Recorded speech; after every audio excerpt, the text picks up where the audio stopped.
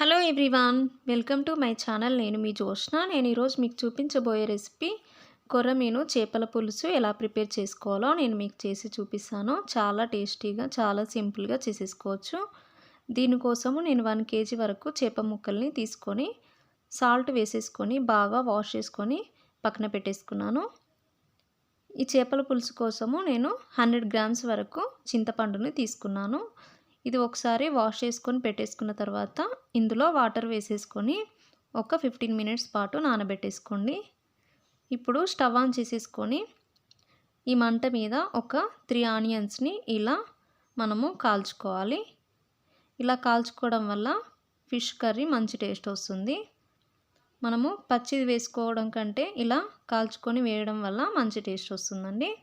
చూడండి, ఇలా చేసుకున్న తర్వాత దీని మీద ఇలా పొట్టు తీసేసుకొని మనము నీట్గా చేసేసుకొని పెట్టేసుకోవాలి.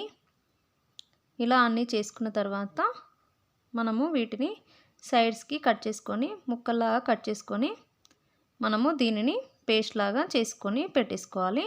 చూడండి, ఇప్పుడు స్టవ్ మీద ప్యాన్ పెట్టేసుకొని 1 tablespoon వరకు ఆయిల్ని వేసేసుకోవాలి. ఈ ఆయిల్ కాస్త హీట్ అయిన తర్వాత ఇందులో 1 teaspoon జీలకర్ర, ఇంకా కట్ చేసి పెట్టుకున్న ఆనియన్ ముక్కలు 1 cup వరకు వేసుకోండి.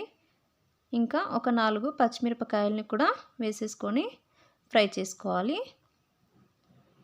ఇప్పుడు ఇందులో 4 లవంగాలు, ఒక 3 యాలకులు కూడా వేసేసుకోండి.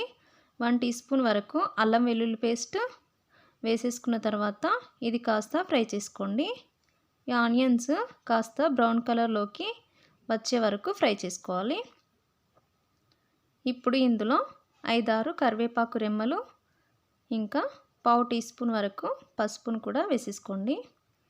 ఇవి వేసుకున్న తర్వాత ఒకసారి బాగా కలిపేసుకోవాలి.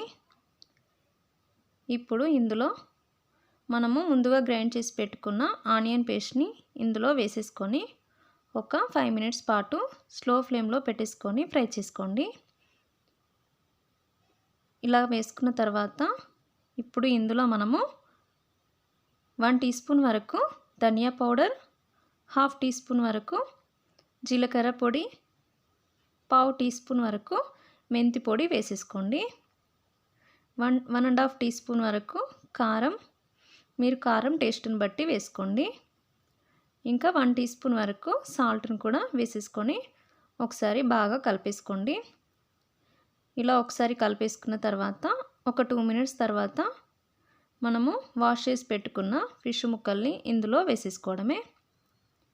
ఈ ఫిష్ ముక్కల్ని స్లోగా కలుపుకోవాలండి, మరీ ఎక్కువగా కలపకూడదు. చూడండి, ఇలా కలుపుకున్న తర్వాత మూత పెట్టేసుకొని ఒక 5 minutes పాటు కుక్ చేసుకోండి, సరిపోతుంది. నేను ఫిష్ పులుసు కోసం పక్కన స్టవ్ మీద మనము ప్రిపేర్ చేసి పెట్టుకున్న చింతపండు రసాన్ని నేను మరిగించుకుంటున్నాను. డైరెక్ట్గా వేయకుండా ఇలా పక్కన పెట్టేసుకొని మరిగించడం వల్ల మనకు ఫిష్ ముక్కలు విరగకుండా మంచిగా ఉంటాయి. ఇలా డైరెక్ట్ వేయడం వల్ల ఎక్కువగా మరిగిపోయి ముక్కలన్నీ విరిగిపోతాయి. ఇది ఒక పొంగొచ్చేంత వరకు మరిగించుకొని మనము ఫిష్ ముక్కల్లో వేసేసుకొని మళ్ళీ మరిగించుకోవడమే. చూడండి, మూత తీసేసుకొని ఈ మరిగించుకున్న చింతపండు రసాన్ని ఇందులో వేసేసుకోవాలి. ఇలా వేసుకున్న తర్వాత